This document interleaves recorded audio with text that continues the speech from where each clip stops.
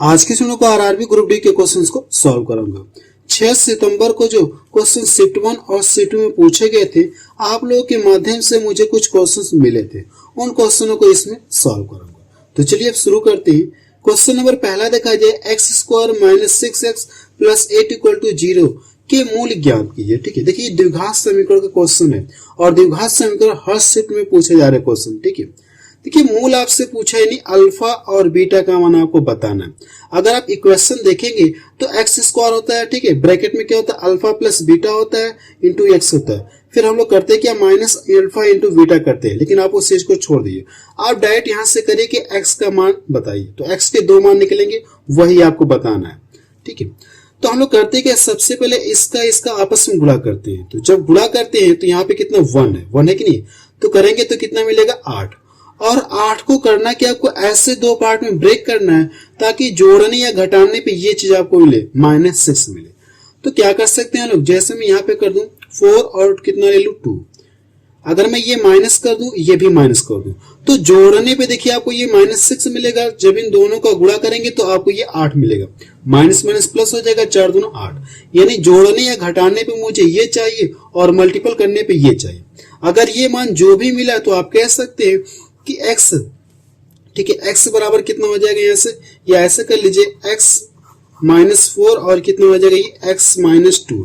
जब आप इसे सॉल्व करेंगे तो इस तरह से आपको मिलेगा। तो यहां से आप डायरेक्ट क्या कर सकते हैं, x बराबर कितना हो जाएगा, सबसे पहले इसको 0 के बराबर रखेंगे तो ये जाएगा इधर तो प्लस हो जाएगा, तो x बराबर 4 हो जाएगा और x बराबर क्या मिलेगा, x बराबर 2 मिलेगा। तो कह सकते हैं कि दो मूल जो होंगे क्या होंगे, वो 4 और कितना होंगे 2 होंगे। यानी अल्फा और बीटा का मान कितना होगा, 4 और 2 होगा। ये इसका आंसर आ गया। चलिए अगला क्वेश्चन देखा जाए। क्वेश्चन नंबर 2 देखा जाए, इसमें क्या दिया गया है, एक रेलगाड़ी 36 किलोमीटर प्रति घंटे की गति से किसी खंभे को 10 सेकेंड में पार करती है, तो ट्रेन की लंबाई आपसे पूछा गया, रेलगाड़ी की लंबाई आपसे पूछा गया।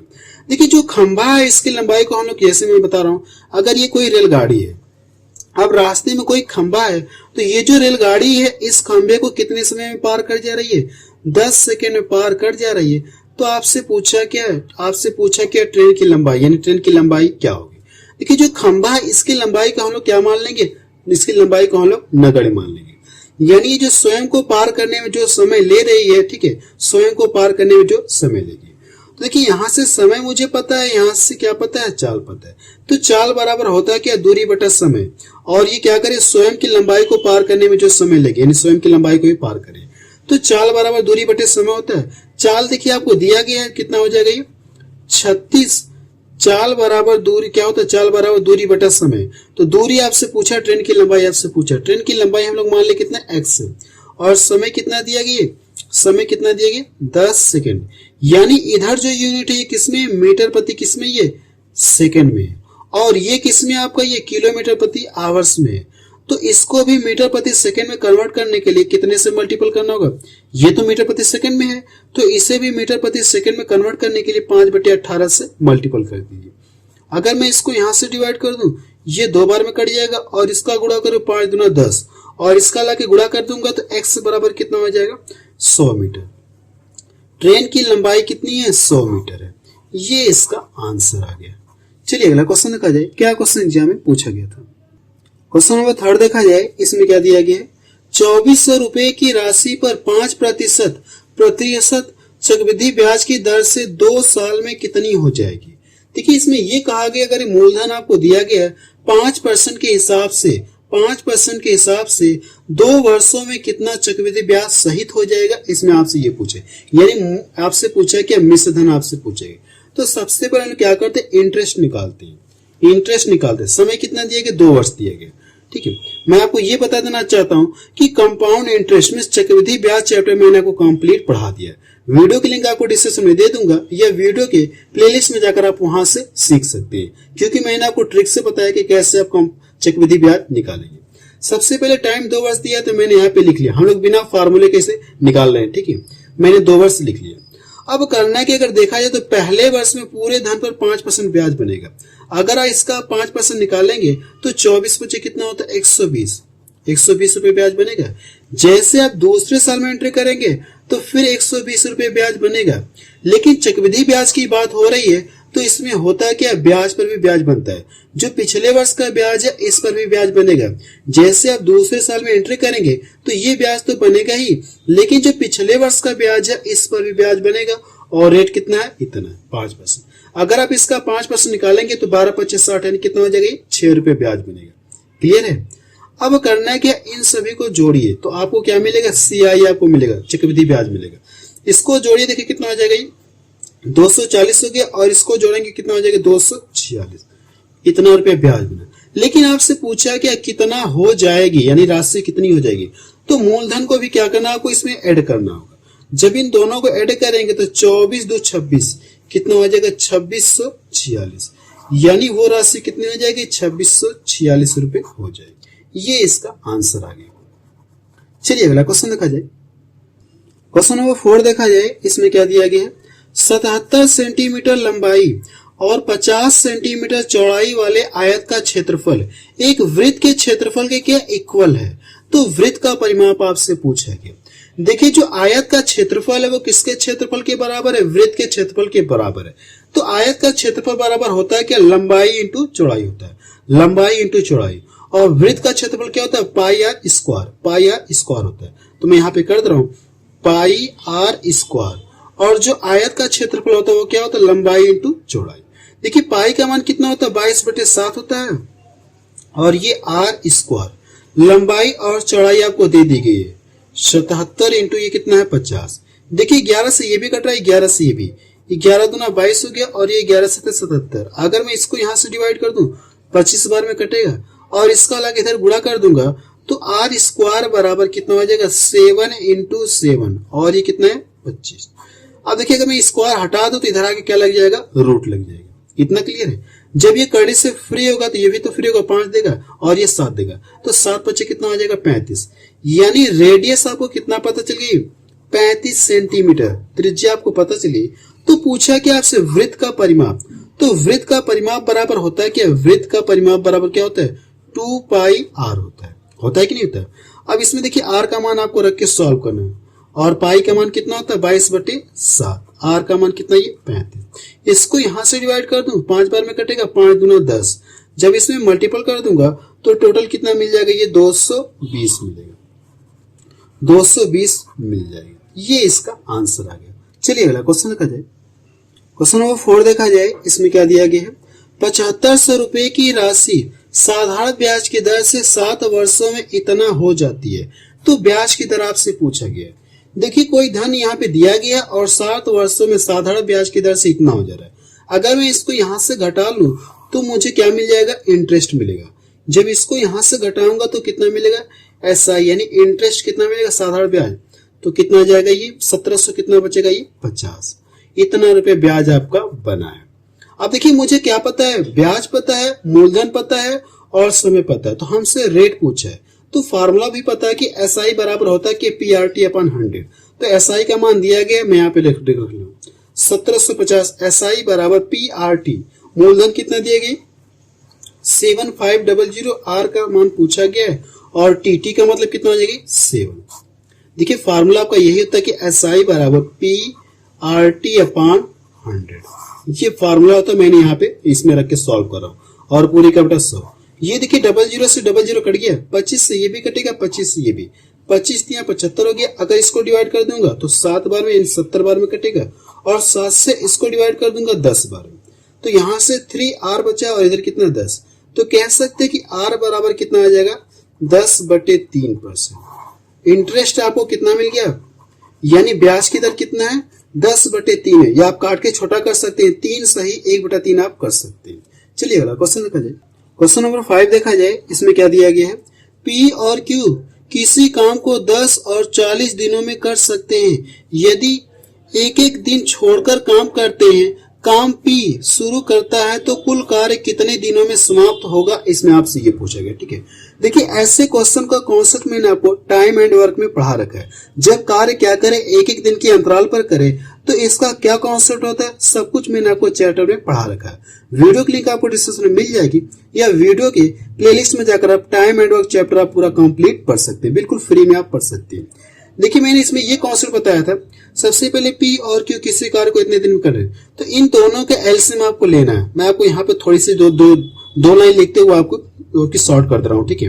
तो P और Q इन दोनों का एलसीएम आपको लेना है, या लिखना चाहते तो लिख लीजिए, वैसे कोई जरूरत नहीं है इसकी। P 10 दिन में किसी कार्य को करने के लिए कह रहा है, और जो Q है उसी कार्य को 40 दिन में करने के लिए कह रहा है। ये लाइन लिखने से आप बच सकते थे, मैं बट लिख के दिखा दिया, ठीक है। इन दोनों का एलसीएम कितना आ जाएगा, 40 आ जाएगा। अब इससे डिवाइड करेंगे तो 4 बार में कटेगा, और इससे डिवाइड करेंगे तो कितनी बार में कटेगा, ये 1 बार में। इतना क्लियर है।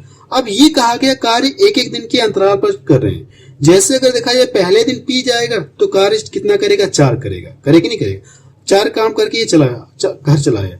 फिर अगले दिन कौन जाएगा, Q जाएगा, तो अपने हिस्से का सिर्फ 1 काम करेगा। फिर इस तरह से अगले दिन कौन जाएगा, P जाएगा, फिर Q जाएगा, फिर Q जाएगा, इस तरह से जाएंगे तो कार्य कितने दिन में ये समाप्त होगा, इसमें आपसे पूछ।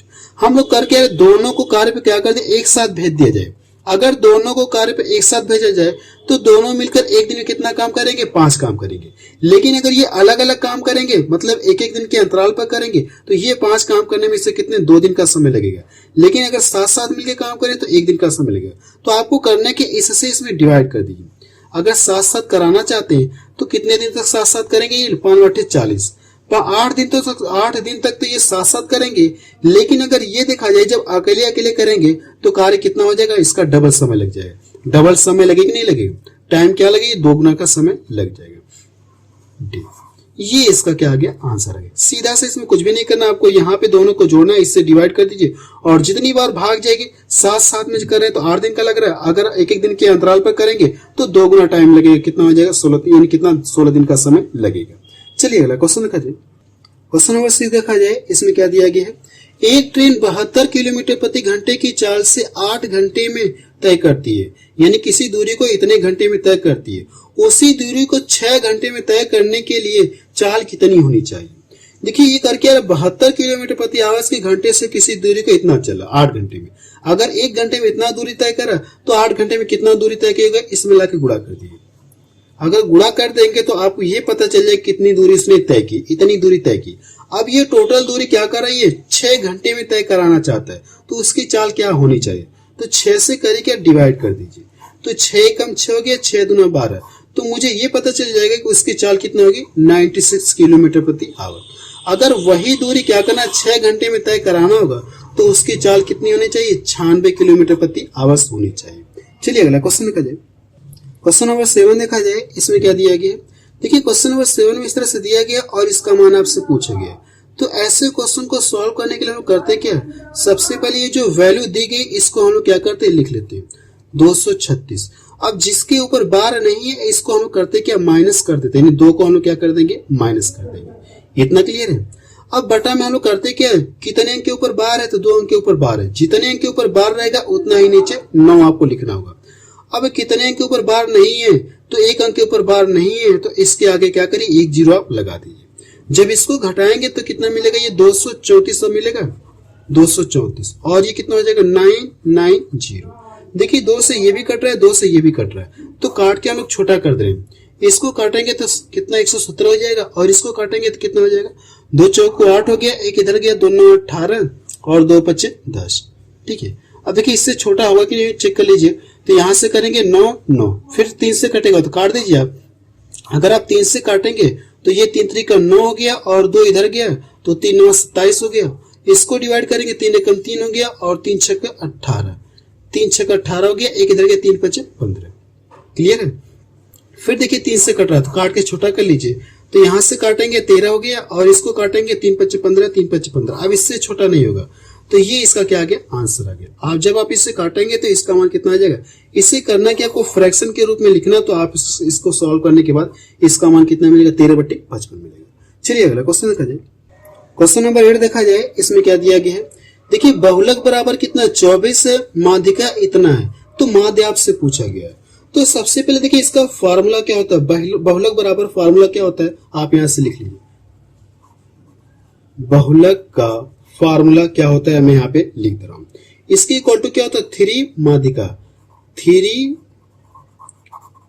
माध्यिका यानी 3 इंटू माध्यिका माइनस 2 माध्य होता है। ठीक है। ये देखिए फॉर्मूला होता है, आपको कुछ भी नहीं करना है, इसमें रख के बस सॉल्व करना है आपका आंसर आ जाएगा। जो वैल्यू दी गई, जैसे माध्य यहाँ पे 24 हो जाएगा और ये यहाँ पे इतना हो जाएगा, तो आप क्या कर सकते हैं, माध्य आप निकाल सकते हैं इस फॉर्मूले के अकॉर्डिंग। चलिए अगला क्वेश्चन देखा जाए। क्वेश्चन नंबर 9 देखा जाए, इसमें क्या दिया गया, a बराबर 50, b बराबर 20, तो AQ प्लस BQ का मान आपसे पूछा गया। ये क्वेश्चन देखिए काफी आसान है। तो करना है कि आप यहाँ पे जहां पे a इसके स्थान पे 50 रखना होगा, तो 50 का क्यूब करेंगे तो 5 का 125 और 3 जीरो आगे लग जाएंगे। और b का देखा जाए तो कितना हो जाएगा, 20 रखेंगे तो ये 8 और कितना 3 जीरो मिलेगा।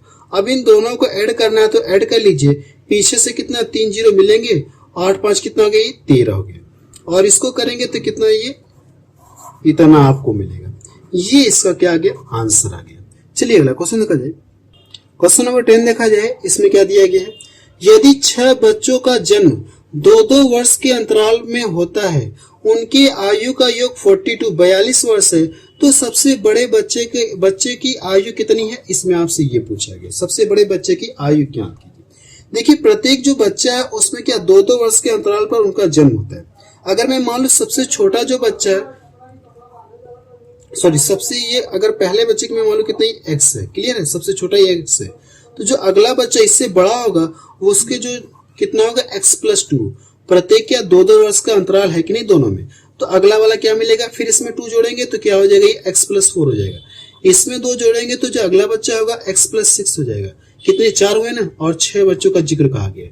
तो फिर जब अगला जोड़ेंगे तो ये कितना हो जाएगा, ये x+ कितना हो जाएगा, यहाँ से x+8 हो जाएगा। फिर अगला जब लेंगे तो x+ कितना हो जाएगा, ये 10। देखिए कितने बच्चे, 6 बच्चे हो गए।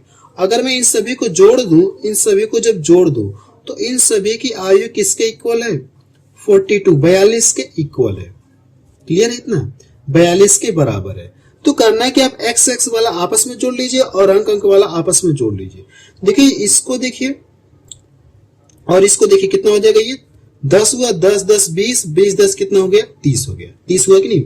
और x वाला जोड़ेंगे तो आपको 6x प्लस कितना मिलेगा, ये 30 इक्वल टू कितना, ये 42।